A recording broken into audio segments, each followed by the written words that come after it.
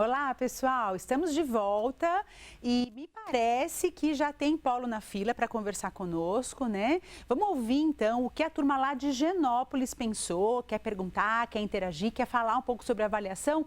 Vamos lá, com Higienópolis. Está com vocês, meninos. Professora Adriana, eu sou a Karina Leal, do Polo Higienópolis. Ia fazer um comentário sobre a avaliação, mas todos aqui estão pedindo para fazer uma pergunta sobre o estágio de letramento e alfabetização. A professora Misa nos disse que a gente tem que fazer 30 horas de estágio na escola. E aqui no Polo nos foi informado que a gente deve fazer 20 horas na escola e 10 horas vão ser validadas pelo componente curricular. Você saberia nos dizer quantas horas a gente tem que cumprir na escola? Pessoal, olha só. Karina, se puder, volta para fazer o comentário sobre a avaliação, que eu acho muito mais bacana, porque essa é uma pergunta que vocês podem direcionar direto para a Misa. Mas eu diria o seguinte, ó, e de qualquer forma, escute o professor, tá? Dê bola para o que o professor está falando neste momento, tá certo? Por quê? Não estou desmerecendo o Polo, mas a gente está vivendo aí um momento de revisão curricular e o que aconteceu? Tem estágio de alfabetização e letramento na terceira etapa e na quarta etapa, por conta desse momento aí de matriz nova, disciplina saindo de um semestre e indo para o anterior. Então, não é só com alfabetização e letramento que aconteceu, mas esse é um dos casos. A alfabetização e letramento da professora Misa tem na quarta e tem na terceira etapa, com carga horária diferente. É lógico que eu não vou me lembrar de todas, né? Porque é muita disciplina, não é só do curso de pedagogia que eu cuido, é de todas as licenciaturas. Então, não vou saber especificamente dizer de uma disciplina, ainda mais que não é a minha. Mas eu tenho a impressão, tá? Me tenho aqui no meu coração, que quarta etapa faz 30 horas sem validação alguma na disciplina da Misa, tá? Quem é quarta etapa. Mas eu preciso dizer também, gente, que eu não tenho certeza. O que eu vou pedir?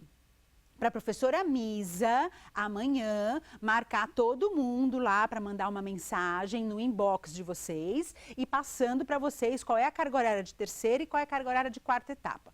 Ou melhor, passar só para a quarta etapa, horário da quarta etapa, para quem é terceira etapa, carga horária de terceira etapa, tá? E neste momento, pessoal, focaliza na Misa, tá certo? Porque o Moodle teve aí algumas instabilidades de divulgação de carga horária e o professor, até por conta da proximidade, porque está aqui conosco, acabou obtendo a informação antes, tá certo? Então, focaliza na Misa. Eu acho, mas é achômetro, tá? Porque eu não consigo guardar tudo na minha memória. Eu acho que são 30 horas. Eu não tenho certeza, tá bom? Mas eu vou pedir para a Misa fazer isso, tá? Karina, por favor, volta, se não houver mais polos para entrar, volta para fazer o comentário de avaliação, né? Eu queria ouvi-la, queria que a gente pudesse falar um pouco sobre isso, até porque dúvida de carga horária é bem fácil da gente tirar, né? Se tiver dúvida, fala com o professor. Se tiver dúvida ainda depois de falar com o professor, fala comigo, me chama lá no inbox, né? Eu mostro para vocês aonde tá certo? Se for o caso ainda do Polo ter alguma dúvida, né, pede para o Polo entrar em contato comigo, tal. Isso é fácil de resolver, né? O bacana é a gente usar esse espaço, a gente compartilhar esse espaço com relatos, com trocas de ideias, com situações que a gente vivenciou, que vimos no estágio, por exemplo, né? Então, veja só, né? Lembrando agora aqui, vou contar um caos para vocês, eu e meus causos, né? Há um tempo atrás, a gente nem tinha ainda a modalidade EAD, mas eu dava uma disciplina que tinha estágio. Era a primeira experiência de estágio com o grupo e o colega levou, já se formaram, já foram embora. E ele levou um celular para anotar. Sabe aquele bloquinho de notas do celular? Ele levou um bloquinho de notas para anotar o que via na aula, né? O que estava, porque não usa caderno, né? Aí a professora virou para ele e falou assim: guarda o celular, por favor. Ele falou: mas professora, o meu bloco de notas, eu preciso do bloco de notas, guarda o celular, por favor. E aí ele não pôde fazer nenhuma anotação, né? Por que ela estava pedindo para ele guardar de forma tão insistente? Porque ela não deixava os alunos usarem o celular em sala de aula, né? E aí o questionamento dele: mas eu não sou aluno, eu sou estagiário, né? E aí essas avaliações que vão ficando, né, ao longo do tempo, até a própria observação dele Não só porque ele não pôde fazer anotação naquele dia, ele fez outras anotações em outros dias que ele observou, mas sabe quando ficou um pouco com a lente embaçada com a professora, né? Mas vamos chamar de novo Polo Higienópolis. Quem sabe a partir desse caos a gente consegue voltar o nosso foco para a nossa atenção para o tema. Vamos lá, Polo Higienópolis, de novo. Eu queria comentar uma coisa que eu vi no meu estágio, né? Que eu estou fazendo estágio em 3 escolas. E uma escola é bem tradicional e tem várias avaliações ao longo do ano. Também é fechado uma média por trimestre e aí elas chamam de avaliativa. E eu acompanhei uma aula em que a professora fez uma revisão de prova, né, de ciências. Então, ao meu ver, ela deu praticamente as respostas da prova que ia acontecer no dia seguinte, né? Então, ela foi perguntando para os alunos, o que é órgão? O que é sistema? E aí ela ia escrevendo na lousa, né, as partes mais importantes. Sistema, um conjunto de órgãos que desempenham uma função com um objetivo em comum. E aí todos tinham que copiar no caderno, né, porque ia cair na prova. Então, eu acho que nesse tipo de avaliação, né, esse tipo de pedagogia, né, digamos, tradicional, não cabe muito uma subjetividade, né? Porque espera do aluno as respostas que estão na revisão, né? Então, não são perguntas dissertativas que visam entender o que o aluno compreendeu da aula que foi dada. Por outro lado, eu tive o contato com uma escola Waldorf, que eu fui a um evento para conhecer um pouco da pedagogia, e lá eu fiquei sabendo que não tem provas. Então, perguntei para a mãe de um aluno, como que seus filhos são avaliados? Como eles se comportam, a apresentação do caderno, como eles se apresentam, eles fazem trabalhos, pesquisas. Nesse caso, a subjetividade conta muito, né? Porque não tem um critério específico, eu imagino. A apresentação do caderno. O que o caderno tem que ter? Então, o caderno tem que estar caprichado, né? Ou o que vale é o conteúdo do caderno. Então, eu fui formada na pedagogia tradicional, eu estudei no Mackenzie também, administração, né, presencial, há uns bons anos atrás, e era tudo tradicional, então era todo mundo focado na nota da prova, o que ia cair na prova, e hoje eu já me questiono se isso cabe nos dias de hoje. Acho que vale muito mais você ver o que o aluno compreendeu e não ter umas respostas prontas, né? Eu acho que eu queria colocar isso para você comentar. Muito bem, pessoal. Primeiro, eu quero agradecer a Karina por ter voltado para falar conosco sobre o que viu, porque eu acho que isso vai um pouco ao encontro, né? Não um pouco não, vai bastante ao encontro do nosso objetivo para esse momento, né? Que é a gente trocar ideias, para a gente dizer o que viu no estágio, para a gente dizer o que está nos incomodando, do que já temos certeza, onde estamos cheios de dúvidas, né? Enfim. E aí, voltando para essa questão que ela está relatando, né? Pessoal, a gente avalia o aluno, o livro didático, a sala de aula, o que vai acontecer, a forma como a gente propõe coisas na sala de aula o tempo todo. Você está avaliando o tempo todo. Quando você vai atravessar a rua, você avalia. Por que você olha para ver se vem carro, né? Por que você olha para ver se vem carro? Eu já disse, né? Você olha para ver se vem carro, por isso você está avaliando, né? Você não vai atravessando a rua assim desordenadamente, né? A gente avalia o tempo todo, né? A gente avalia o lugar, a gente avalia o espaço, a gente avalia as pessoas, a gente avalia, nos avaliamos a nós mesmos, a gente está o tempo inteiro avaliando. Então, quando a professora, né, faz revisão, com caráter de preparação para a prova e se comporta daquela forma, a gente pode pensar qual é a concepção que ela tem de se ensinar ciências, né?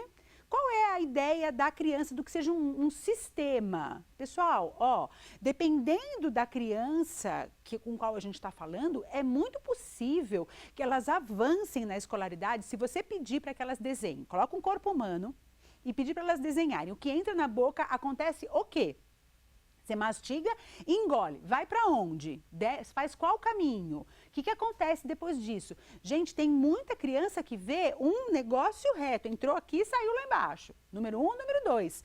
Entendeu? Então, qual é a concepção com a qual a criança está trabalhando e a professora, o livro didático, a aula, está gravitando em outro lugar.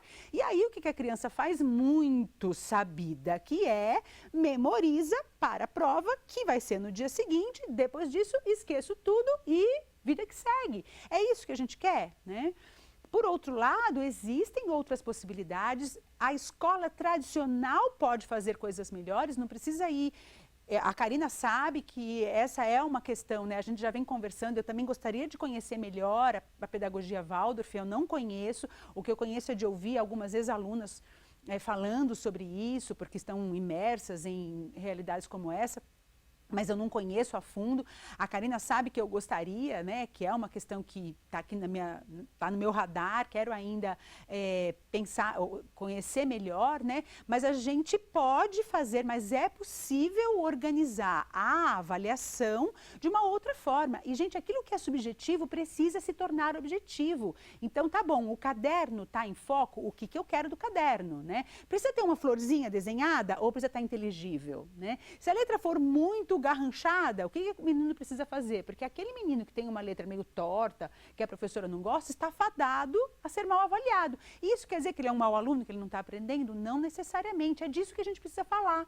Né? Qual que é a minha expectativa se o meu foco é o caderno? Qual é a função do caderno mesmo? Para que ele existe? Né? Por que a gente precisa de um caderno? Pensa, para que a gente precisa de um caderno? Ele é registro. E o registro deve ser inteligível. Eu posso olhar esse caderno daqui a um mês e eu tenho que lembrar o que foi feito, né? Eu tenho que olhar o caderno e relembrar o que aconteceu, né? Então tem que ter informação suficiente, bem organizada e legível para que eu possa consultá-lo e retomar a informação que eu vivenciei, a situação que eu vivenciei há um mês atrás, há 2 meses atrás, tá certo? Então, o que precisa ter esse caderno, tá certo? Então, vamos falar mais sobre isso. Aquilo que nos parece a princípio subjetivo, com algum esforço pode se tornar objetivo e eu posso sim explicitar, dar algumas dicas para os meus alunos do que eu quero do caderno, do que eu quero na hora do recreio, pessoal, do que eu quero do lanche, né? O que esse povo está comendo, tá certo? Na hora que você fala para as mães, olha, a gente não quer que traga salgadinho. Pessoal, o que é isso, né? Avalia, né, esse momento do lanche na educação infantil, né? Estou falando demais. Quero falar com o Polo Alphaville, que está na fila esperando para compartilhar com a gente algumas ideias. Boa noite, professora Adriana. Meu nome é Leandro, sou aluno do curso de História. E aqui no Polo Alphaville nós discutimos algumas questões relacionadas à avaliação e à rotina escolar. E nós tivemos um caso de estágio que foi uma aluna de educação infantil, do pré-2, que ela não consegue se adequar à rotina da escola. A professora tem cerca de 30 alunos e essa única aluna ela não aceita ficar dentro da sala de aula, ela sempre fica fora da sala de aula, ela não participa das atividades com os outros alunos, ela se exclui de todas as atividades e a professora já tentou mudar a rotina dela, porém mesmo assim a aluna não se adequa. Essa aluna já foi encaminhada para psicólogo, psicopedagogo, neurologista e todos deram um laudo normal para ela, um laudo ok, mas mesmo assim ela não se adequa ao ambiente escolar. Nesse caso, qual é a sugestão para a adaptação dessa aluna e como avaliar essa aluna? E aí fica uma questão também de quanto tempo indicado para aguardar a adaptação desse aluno. Obrigado. Oi, Lê, muito bom o que vocês estão fazendo aí em Alphaville, parabéns! E de novo, quero voltar a agradecer, porque é isso que eu gostaria que a gente fizesse nesse espaço, que a gente discutisse, que a gente falasse sobre os estágios, que a gente colocasse o foco na avaliação, mesmo quando eu estou lá no estágio, por exemplo, fazendo outra coisa. Vamos falar sobre essa criança de pré-2. Pessoal, uma criança de pré-2, imagino que seja o último ano da educação infantil. O ano que vem, esta criança estará no primeiro ano. O ano que vem está aí. Daqui 2 semanas, gente, é primavera, outubro, e mês que termina com bro, um abraço! Acaba muito rápido, daqui a pouco o Papai Noel está batendo na porta. Então, olha, nós estamos no final de setembro, essa criança é de pré-2, me parece ser o último ano da educação infantil. Primeira coisa, preciso saber quem é esta criança. Ela já esteve na escola? É a primeira experiência dela? Se ela já foi em outra escola, qual foi a trajetória dessa criança, tá certo? Porque a primeira coisa que é importante é ela se adaptar, se adequar àquilo que a escola está pedindo, tá? Então tem que haver uma folga, gente. E aí eu fico pensando, ela deve ter trocado, né, de escola, porque a gente está em setembro, então ou trocou ou está chegando agora para a escola, né? Ou está se aproximando desse espaço escolar neste momento da vida dela, né? Acredito que talvez seja esse o caso, é a primeira experiência dela na escola, talvez seja isso. Mas é possível adequar a agenda desta criança para que ela gradativamente se aproxime da sala de aula, né? Precisa olhar o que está acontecendo na sala de aula. Tem algumas informações aí que me parecem importantes. Uma sala de pré-2 com 30 crianças é muita gente, né? Não que não seja possível, tá? Mas eu acho complicado 30 crianças numa sala de pré-2, tá certo? O último ano da educação infantil, o boom da alfabetização aí para muita gente está acontecendo, embora eu acredite piamente que ainda tem bastante tempo para isso, mas tem muita informação a respeito da pauta escrita, né? Aquilo que se lê, aquilo que se escreve, aquilo que se conta. Então, talvez essa turma, o que eu estou querendo dizer é que o cotidiano dessa turma talvez esteja muito distante do que essa criança que está chegando, está se aproximando agora, tem como expectativa de novo, né? Expectativa e realidade, né? Então, da onde que ela está vindo? Quem é ela? Quais são as outras experiências que ela já teve? O que ela já experimentou? Do que seja escola e onde é que a gente está querendo inseri-la, porque se ela está chegando agora, essa turma de pré-2 está desde fevereiro juntos, né? Já se constituem como grupo, a professora e os alunos já sabem mais ou menos como é que isso funciona. Pessoal, é muito difícil com 30 crianças se organizar de novo, mas eu acho que a primeira coisa que a professora precisa demandar da escola é alguma ajuda, né, para que essa criança possa ser atendida, de tal forma que o grupo mesmo pode se corresponsabilizar por pensar junto com ela, tá bom, vamos chamá-la aqui de Maria. Maria, o que você quer fazer quando você chegar? Você gostaria que a gente fosse ao parque? Você gostaria que a gente brincasse de tal coisa? Né? Fazer alguns pequenos combinados, diminuindo o tempo de tamanho dela na escola, né? O tamanho do tempo, né? O intervalo de tempo que ela vai ficar. Né? Então, o que você gostaria? E ir aproximando desse espaço, da sala de aula, onde se faz lição, onde se compromete com algumas coisas, onde a ideia de produzir conhecimento está mais posta, ficasse em segundo plano nesse primeiro momento, para trazê-la para a sala de aula gradativamente. Precisa saber se ela bate nos amigos, precisa ver se ela rasga as coisas, precisa ver se ela joga material no chão, né, para ir se adequando aos poucos, e uma parceria muito forte com a família para alinhar aí a história de vida de todo mundo e o que a escola está querendo fazer versus a expectativa que a família tem que a escola faça, tá bom? Acho que dá para caminhar bem. Mas, pessoal, professor precisa de ajuda para trabalhar, viu? Precisa contar com coordenação, precisa contar com direção, precisa contar com equipe, né, docente, porque os alunos são nossos alunos, da nossa escola, e não só da professora que está com a Maria, tá? Importante lembrar disso, tá bom? Trabalho docente também é um trabalho coletivo, a gente faz trocando ideias, a gente faz olhando o outro, a gente faz na perspectiva também do que o outro pode trazer para enriquecer e para falar mais e para nos dar dicas de como pode acontecer. Bom, Pessoal, infelizmente a gente está terminando esse encontro, está bem próximo da gente finalizar, mas eu gostaria muito que a gente se corresponsabilizasse por este momento de troca, né? Que a gente usasse esse espaço para isso que aconteceu hoje, né? Então, eu quero agradecer do fundo do coração a Karina, aqui de Higienópolis, e o Leandro, lá de Alphaville, né? Que trouxeram essa questão, esse olhar, né, voltado para o que a gente está falando, trocando ideias sobre estágio, trocando ideias sobre o foco da avaliação naquilo que a gente está vendo, nos textos que estamos lendo, no que está acontecendo lá na disciplina, no como eu transfiro o que eu conheço do ponto de vista teórico para a prática, né, como é que eu transformo isso em fazer docente, isso que a gente está fazendo aqui, lendo lá na atividade, olhando lá nas disciplinas, né, o que tem a ver com o meu estágio, enfim. E aí eu queria que a gente se corresponsabilizasse por isso e usar esse espaço para essas dúvidas, né.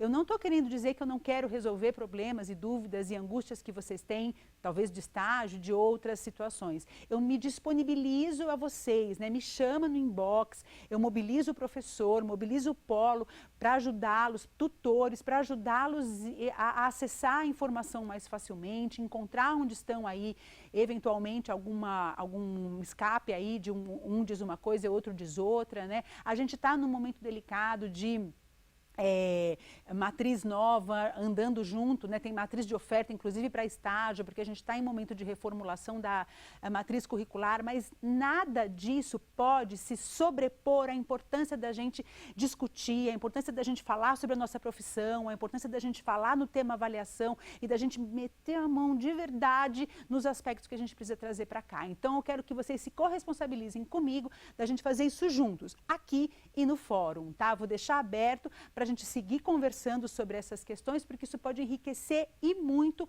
o nosso próximo encontro, que não acontece desse jeito, né? Como a gente está acostumado aqui. A gente vai se ver de uma outra forma, porque é um mês de avaliação. Então, se puderem, usem o fórum para que a gente trate dessas questões, né? Das nossas aflições, das nossas angústias, das nossas dúvidas no fórum, já que a gente não vai poder trocar aqui, tá certo? Eu vou aguardar vocês por lá e, de novo, ó, me disponibilizo a ajudá-los a resolver qualquer outra dúvida que seja de estágio, de outras disciplinas, de ficha de estágio, de assinatura, de carimbo, pelo inbox do Moodle, tá certo? Ou até no meu e-mail aqui do Mackenzie, adriana.aroma@mackenzie.br, tá certo? adriana.aroma, tá bom? Pode me escrever por e-mail também, para que a gente tenha mais outro canal de comunicação, para que a gente possa usar esse espaço quando estivermos aqui para falar de verdade daquelas coisas que são importantes e que você vai levar para a tua prática profissional, se Deus quiser. Bom mês para vocês, boa prova em outubro, né? Focaliza no que é importante, faz uma coisa de cada vez, boa prova, bons estudos para vocês. Um beijo grande, fiquem com Deus e até mais.